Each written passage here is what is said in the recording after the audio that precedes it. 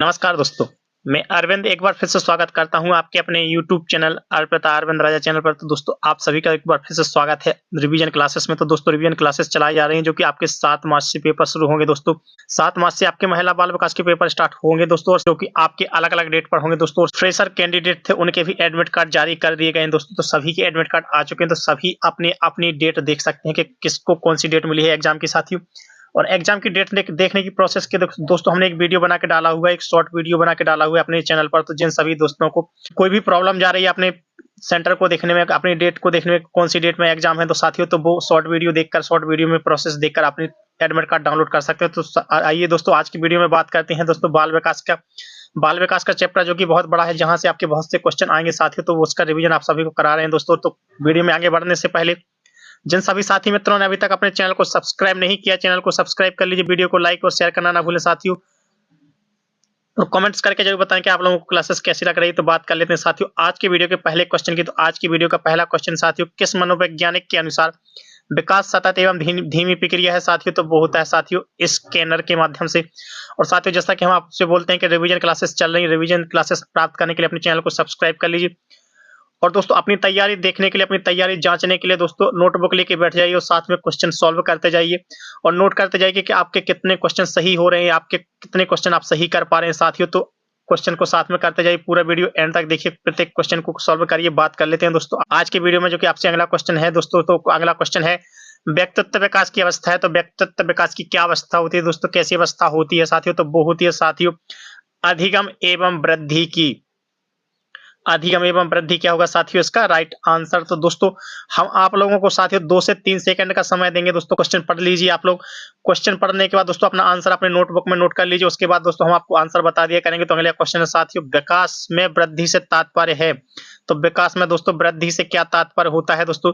तो विकास में वृद्धि से तात्पर्य होता है साथियों, तो वो होता है आकार, सोच, समझ एवं कौशलों में वृद्धि। तो ये होगा साथियों इसका राइट आंसर। तो दोस्तों हम क्वेश्चन पढ़ेंगे, क्वेश्चन पढ़ने के बाद साथियों 2 से 3 सेकंड रोकेंगे। इतने में दोस्तों अपना आंसर अपने नोटबुक पर नोट कर लिया करें दोस्तों। जैसे हम आंसर बताएंगे तो आप लोग अपने देखते हैं कि आपका सही हो रहा है कि गलत हो रहा है साथियों। परिपक्वता का संबंध है।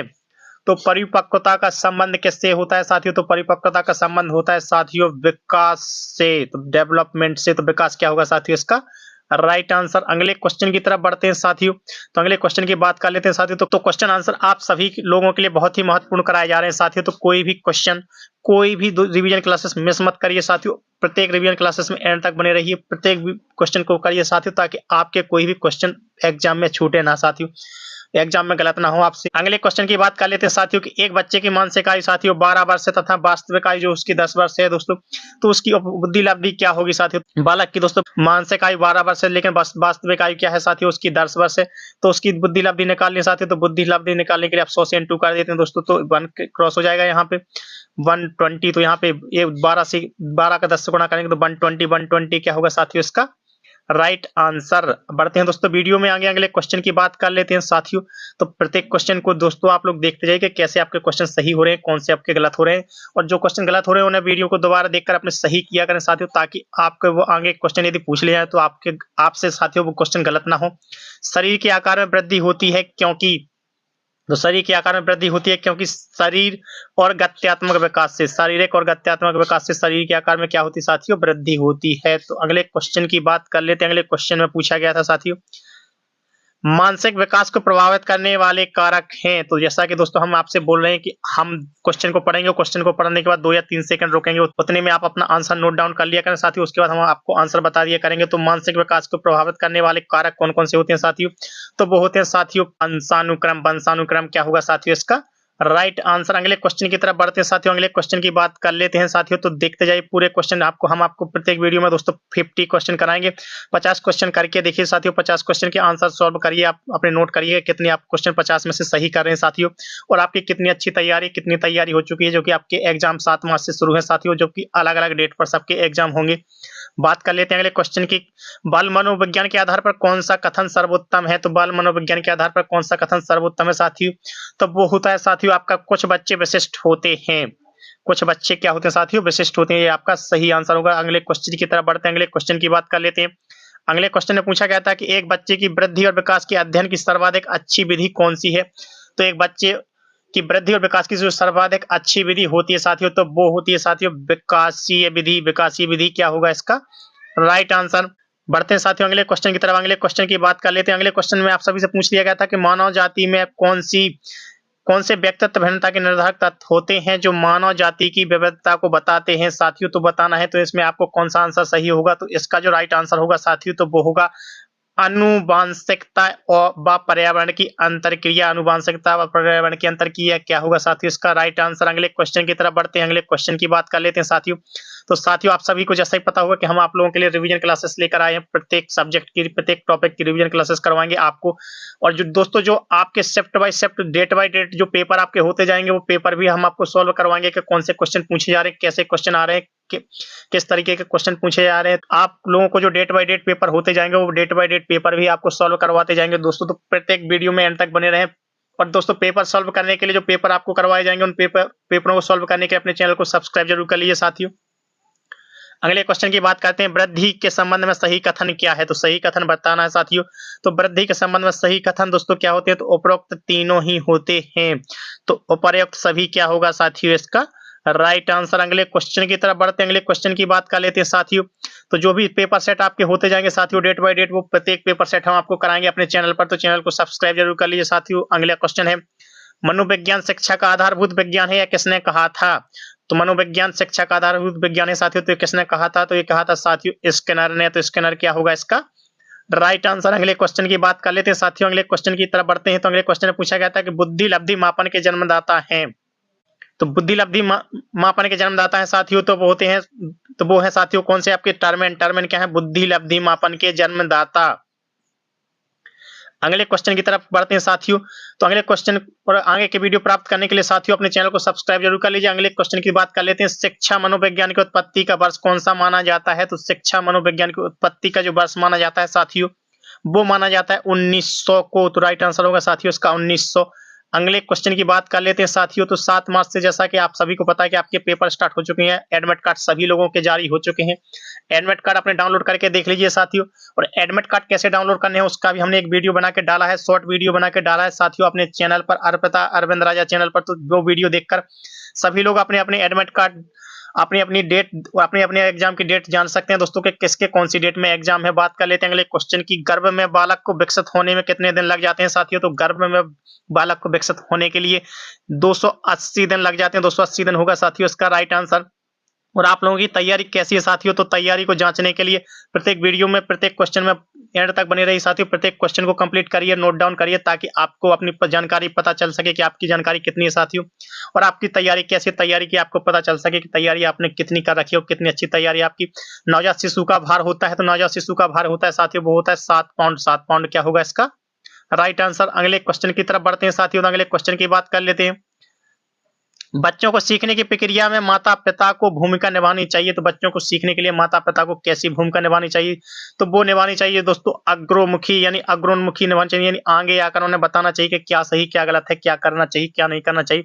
तो माता पिता को बच्चों को सीखने के लिए अग्रोन्मुखी की भूमिका निभानी चाहिए। बात करते हैं अगले क्वेश्चन की। अगले क्वेश्चन में पूछ लिया गया था कि मानव विकास किन दोनों के योगदान का परिणाम होता है साथियों। तो मानव विकास जो होता है साथियों, वो होता है साथियों वंशानुक्रम एवं वातावरण का। क्यों देख तो क्वेश्चन आप लोग यदि प्रत्येक वीडियो में लगा रहे होंगे दोस्तों, यदि प्रत्येक वीडियो में आप लोग एंड तक बने रहे होंगे दोस्तों, तो आप लोगों को पता ही चल रहा होगा दोस्तों कि बहुत से ऐसे क्वेश्चन होते हैं जो कि रिपीट किए जाते हैं, जो कि फिर से दोबारा पूछ लिए जाते हैं। यही क्वेश्चन आपके आएंगे दोस्तों, यही क्वेश्चन आपके पूछे जाएंगे, क्योंकि क्वेश्चन रिपीट किए जाते हैं साथियों, रिपीट होते हैं। इसलिए आप लोग प्रत्येक वीडियो को देखिए, प्रत्येक क्वेश्चन को सॉल्व करिए, ताकि आपसे कोई भी क्वेश्चन मिस ना हो साथियों। बात कर लेते हैं अगले क्वेश्चन की। अगले क्वेश्चन की बात करते हैं साथियों, वीडियो में आगे बढ़ते हैं आगे क्वेश्चन की तरफ। बच्चे दुनिया के बारे में अपनी समाज का सृजन करते हैं, इसका श्रेय किसको जाता है। तो जो बच्चे दुनिया में समाज का सृजन करते हैं दोस्तों, तो इसका श्रेय किसको जाता है। तो वो जाता है साथियों प्याजे साहब को। तो प्याजे होगा इसका राइट आंसर। अगले क्वेश्चन की बात कर लेते हैं साथियों। तो 7 मार्च से आपके पेपर शुरू है, और जो पेपर आपका 7 मार्च को हो जाएगा दोस्तों, वो हम आपको 8 मार्च को सॉल्व करवाएंगे। जो 8 मार्च को हो जाएगा दोस्तों, उस पेपर को हम आपको 9 मार्च को सॉल्व करवाएंगे। तो प्रत्येक पेपर को सॉल्व करने के लिए दोस्तों, प्रत्येक पेपर पाने के लिए अपने चैनल को सब्सक्राइब जरूर कर लीजिए। बात कर लेते हैं अगले क्वेश्चन की। अवधारणाओं का विकास मुख्य रूप से किसका हिस्सा होता है? तो अवधारणाओं का जो विकास होता है साथियों, वो मुख्य रूप से किसका हिस्सा होता है साथियों? तो वो होता है बौद्धिक विकास का। बौद्धिक विकास क्या होगा साथियों? इसका राइट आंसर। अगले क्वेश्चन की तरफ बढ़ते हैं साथियों। निम्न में से कौन सी पूर्व बाल्यावस्था की विशेषता नहीं है? तो नहीं में आंसर देना है साथियों।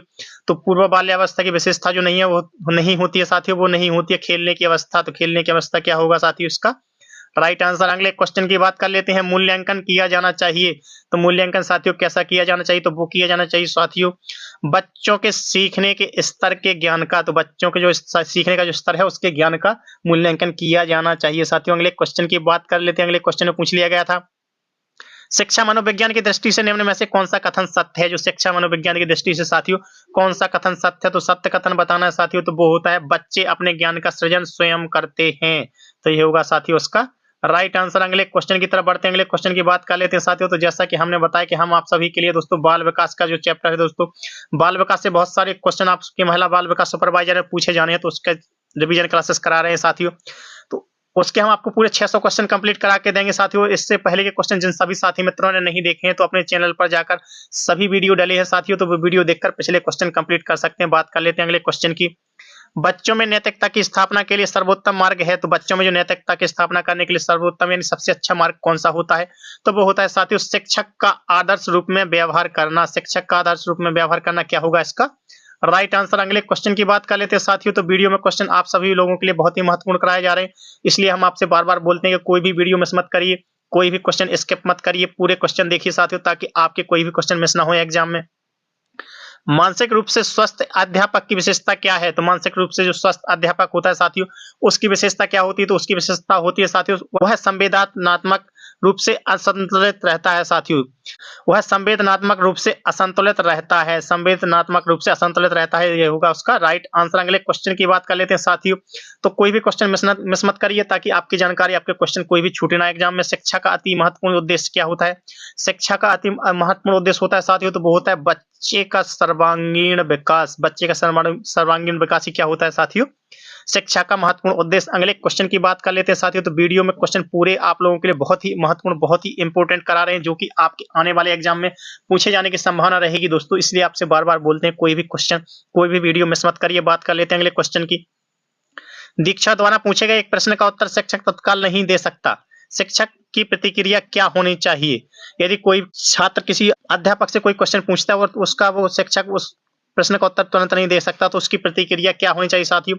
तो उसकी प्रतिक्रिया जो होनी चाहिए वो होनी चाहिए शिक्षक द्वारा इस प्रश्न का सही उत्तर बाद में समझ कर देना चाहिए। यानी जो शिक्षा के साथियों तो उसका उस प्रश्न का सही उत्तर बाद में उसे समझकर अच्छे से देना चाहिए। तो ये होगा उसका राइट आंसर। अगले क्वेश्चन की बात कर लेते हैं साथियों। तो अगले क्वेश्चन में पूछा गया था कि आप अनपढ़ माता पिता के बच्चों को अंग्रेजी सिखाना चाहते हैं, तो वो कैसे सिखाएंगे साथियों? यदि किसी आप अनपढ़ माता पिता के बच्चों को अंग्रेजी सिखाना चाहते हैं तो वो कैसे सिखाएंगे? तो दोस्तों उसका राइट आंसर होगा, तो वो होगा साथियों उसे आप उसे मातृभाषा की सहायता से अंग्रेजी सिखाने का प्रयास करेंगे। यानी जो बच्चे की मातृभाषा होगी, जो उसकी मदर टंग होगी, उसकी मदर टंग के उसकी मातृभाषा के आधार पर ही उसे उस मातृभाषा की सहायता से ही क्या करेंगे साथियों? उसे अंग्रेजी सिखाने का प्रयास करेंगे। ये होगा उसका राइट आंसर।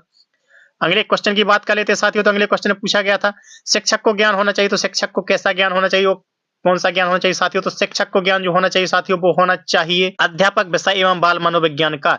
यानी वो जिस विषय का भी अध्यापक हो तो उस विषय का उसे अच्छा ज्ञान होना चाहिए दोस्तों, और बाल मनोविज्ञान का भी अच्छा ज्ञान होना चाहिए साथियों। बात कर लेते हैं अगले क्वेश्चन की। तो अगले क्वेश्चन में पूछ लिया गया था